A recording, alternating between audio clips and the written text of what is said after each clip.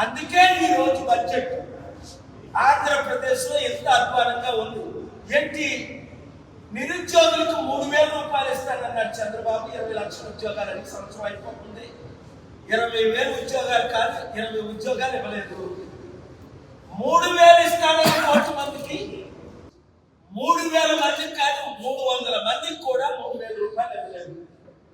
ఈ రోజు బడ్జెట్ లో చూస్తే మీరు ఏ విధమైన మహిళలకు పెన్షన్ అన్నారు ఇవ్వట్లేదు.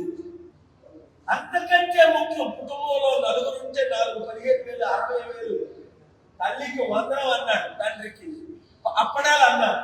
తల్లికి 100 లేదు, తండ్రికి అప్పడాలు లేవు, తాతకి ఫ్లైయింగ్ కిస్ ముద్దులు తప్ప ఏమీ లేవు.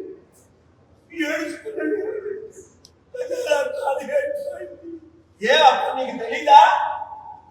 10 లక్షల కోట్ల అప్పుడుంది, 13 లక్షల కోట్లు అప్పులు వాడేవే చంద్రబాబు నాయుడు.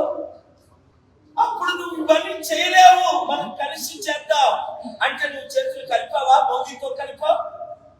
ఆ సిగ్గులేని పవన్ కళ్యాణ్ ఆడి బిజినెస్ లో వాడు రాష్ట్రాన్ని సర్వనాశనం చేశాడు. అందుకే వాడు సోల్జర్స్ అందరూ వాడిని తిడుతున్నారు. ఈ రోజు ఆంధ్రప్రదేశ్ బడ్జెట్ మహిళలకు ఏముంది, నిరుద్యోగులకు ఏముంది, రైతులకు ఏముంది,